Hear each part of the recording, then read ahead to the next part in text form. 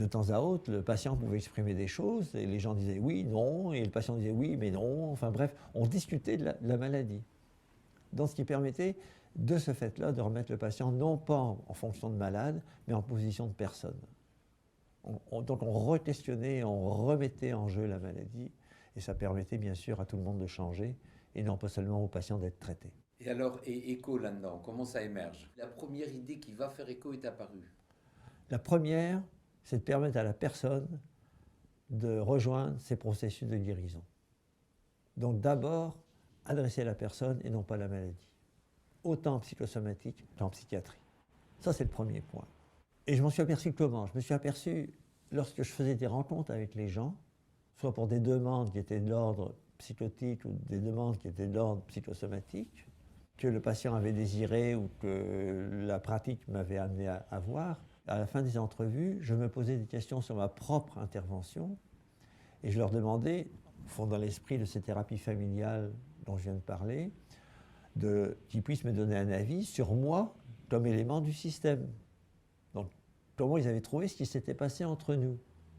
Un regard sur ce qu'on venait de faire.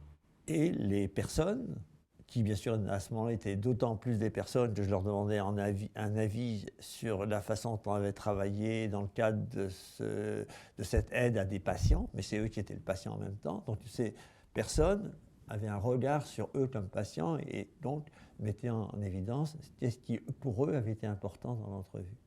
Donc je leur demandais comment ils avaient trouvé ça, bien, pas bien, avec la possibilité qu'ils puissent dire que c'était pas bien, surtout aussi.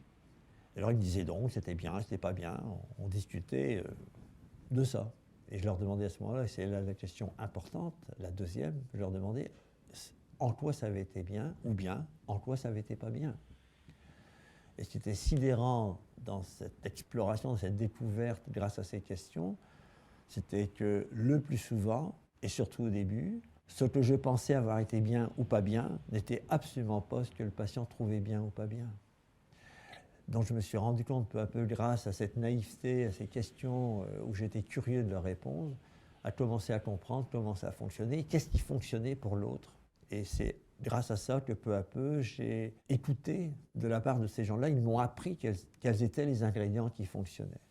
Et c'est grâce à ce travail à trouver des ingrédients qui se sont peu à peu décantés et qui ont permis d'aboutir à l'approche éco.